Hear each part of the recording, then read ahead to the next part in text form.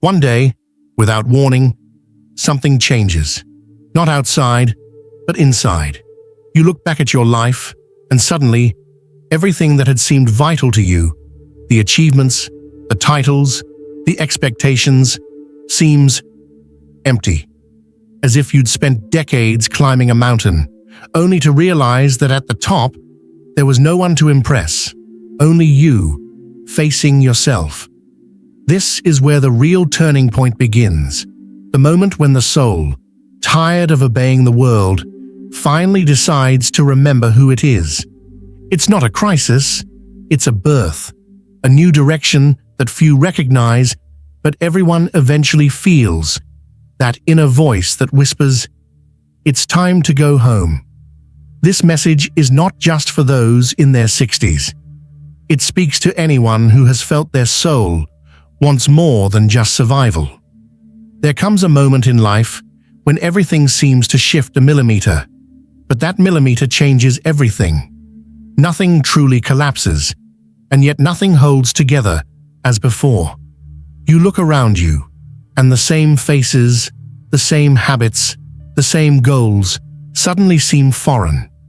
It's not the world that has changed, it's your perception that has shifted. This movement is discreet, almost imperceptible, but it marks the beginning of an inner shift that few dare to acknowledge, the one where the soul stops running in the same direction as the body. For decades, you moved forward following the logic of survival. Work, prove, build, accumulate. You believed that meaning lay at the end of effort, that you had to earn your place in life like winning a battle. But at a certain point, the struggle becomes silent. It's no longer the body that tires, it's the mind. And in that fatigue, there is no weakness, there is a truth.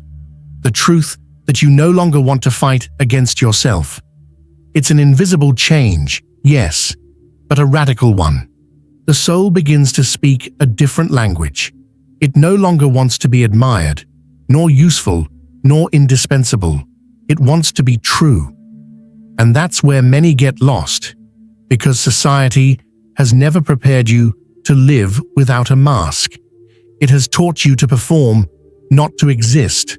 So when that moment arrives, you feel a strangeness, a kind of emptiness. This emptiness is not a lack, it is a space, the space you had never left for your being. You begin to notice that some things you used to love no longer nourish you, that certain conversations exhaust you, that certain ambitions suddenly seem absurd. This isn't disinterest, it's the beginning of lucidity. Your soul withdraws from anything that rings false. It no longer wants to be decorative, it wants to be conscious. The world still calls you, asks you to be productive, useful, social, but you feel that something inside you resists. It is this silent refusal that marks the rupture. It is not a rebellion, it is a return. You no longer seek to impress, but to understand. You no longer want to conquer, you want to feel. And this is frightening, because you have been taught to associate calm with inactivity, when in reality, it is in this calm that the truth begins to speak. Perhaps that moment comes after 60, or perhaps earlier, when the soul decides that time no longer matters.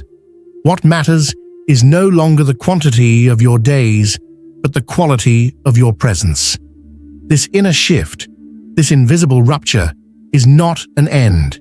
It is the point at which life ceases to be a race and becomes a return to oneself. One day, you find yourself no longer able to escape.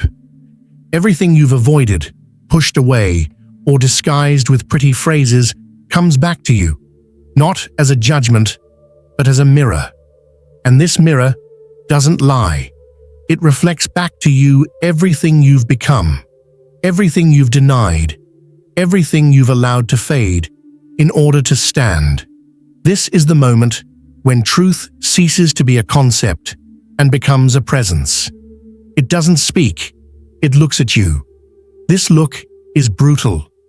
because it forces you to admit that many of your choices were not free, that you have often lived to please, to keep the peace, to be recognized, to not lose love. You realize that some victories were actually prisons, and some losses were disguised liberations. You also understand that courage is not always about moving forward, but sometimes about stopping and saying, "I don't want to betray myself anymore." This is a difficult step because the truth never comes alone. It brings with it the ghosts you've repressed: guilt, fear, regret, silent anger. They return, not to punish you, but to be seen. You can't heal what you refuse to look at, so you sit with them. And in that uncomfortable silence, you rediscover compassion. Not the kind you give to others, but the kind you owe yourself. Society values movement, performance, noise, but the truth doesn't dwell in the din. It hides in the moments when you stop pretending, when you take off the costume, when you have nothing left to defend. It teaches you that you were never broken, only scattered, that peace comes not from forgetting, but from reconciliation. And the closer you get to her, the more you feel your ego struggling, because it's losing its role. The ego is the facade you built to survive. The truth is the home you rediscover to live in. This passage from one to the other requires total surrender. You no longer control anything. You can no longer plan your awakening, nor fake your peace.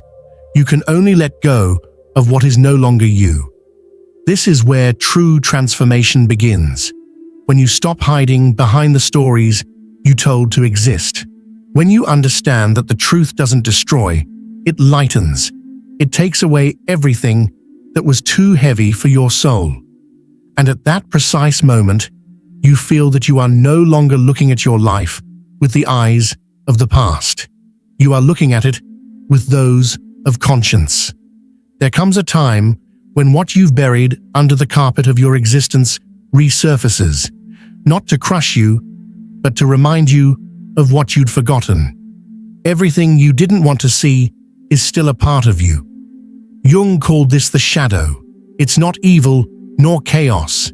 It's simply what was put aside so that you would be accepted, loved, understood. It's your repressed anger, your stifled desires, your abandoned dreams, your silent pain. For a long time, you believed you had to choose between light and shadow. But what your soul asks of you at this age is not to choose, it is to unite. This return of the shadow is not a punishment, it is an invitation to meet yourself whole, without division. For you cannot become complete if you continue to deny parts of your history. This process is confusing. It can feel like a crisis, a melancholy without reason, a void that nothing fills. In reality, it's the depths that are opening. It's your unconscious that's crying out for light. You're revisiting memories you thought were closed. You're experiencing emotions you thought you'd moved on from. And sometimes you don't understand why. That's normal. The shadow doesn't explain, it calls. You then notice that some pains just won't go away. They want to be heard. They are fragments of you that have been patiently waiting for your return. They don't want to hold you back. They want to be freed. And this liberation doesn't come from fighting, but from accepting. The day you stop judging your wounds, they stop having power over you.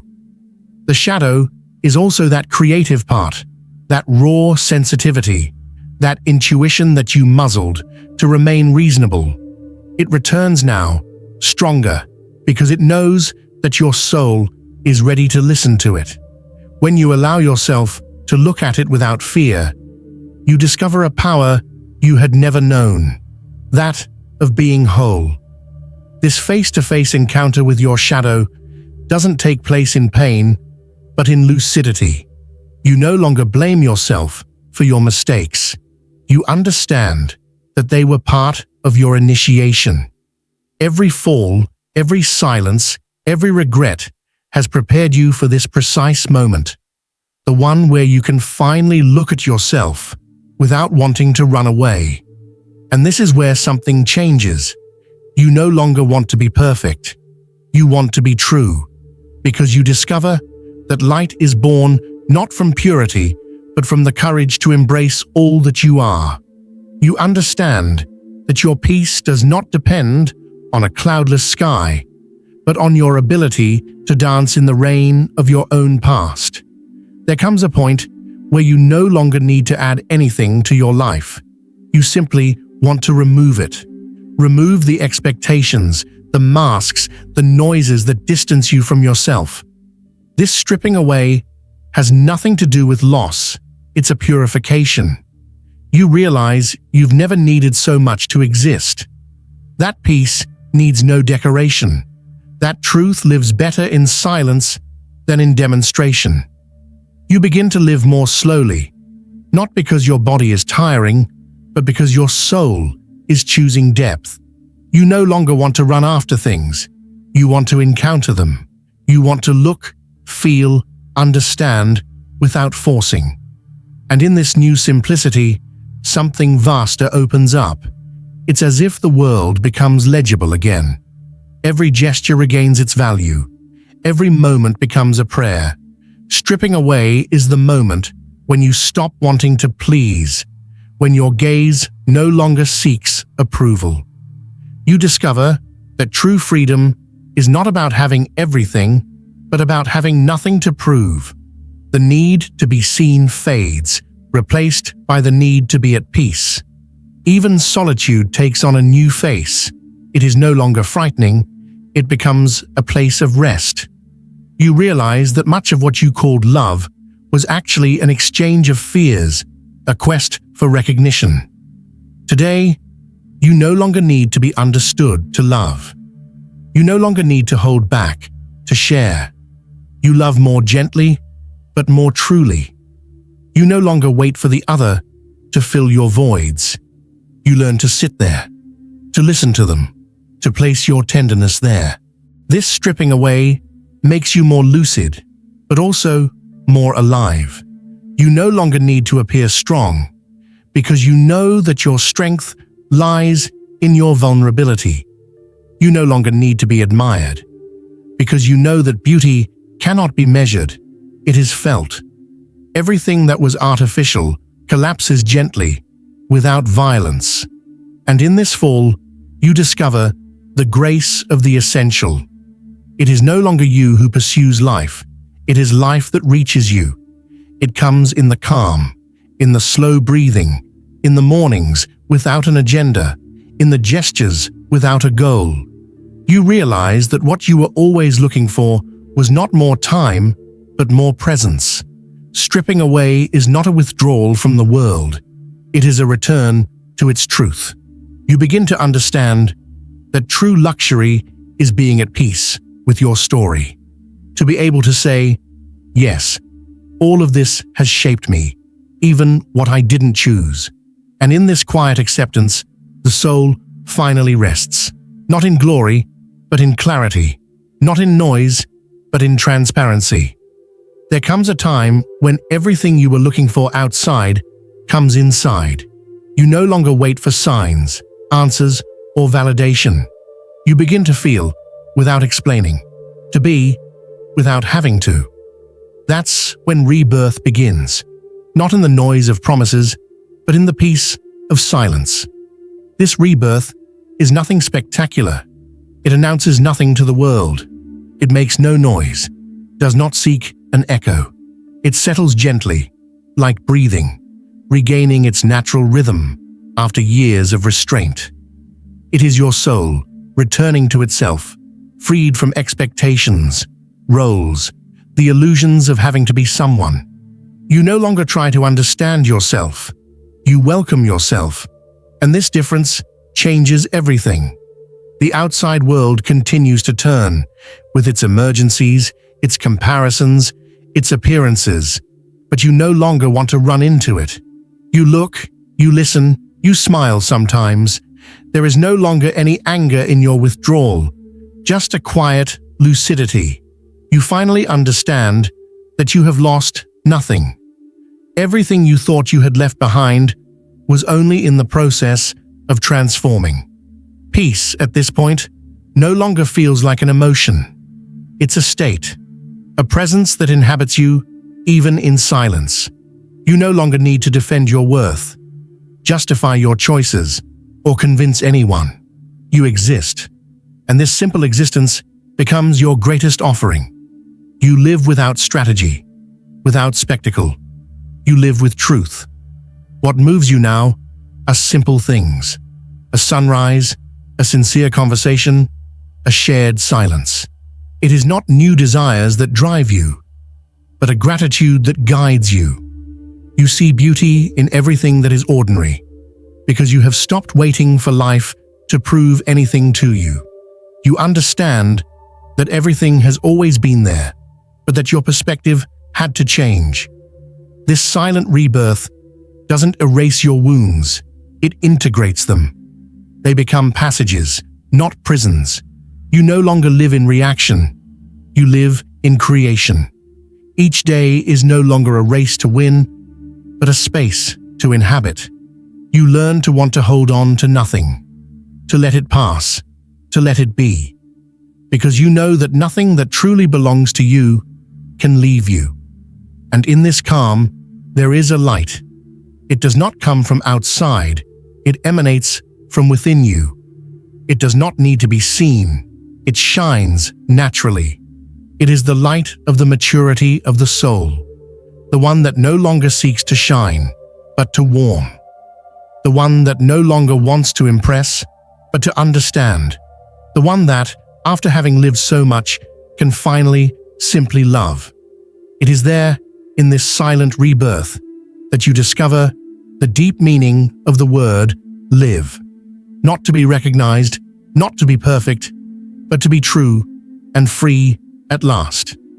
If you feel something inside you calling you to slow down, to breathe differently, to live without betraying yourself, don't ignore it. It's not a whim, it's your soul gently knocking at the door. The world has taught you to build, to prove, to run. But there comes a time when true strength is learning to stay, to listen, to be. Don't push this turning point away. It doesn't take anything away from you. It gives you back to yourself. Subscribe if you want to continue this inner journey, where words stop teaching and start transforming. Because through each truth shared here, your soul will remember a little more of who it truly is.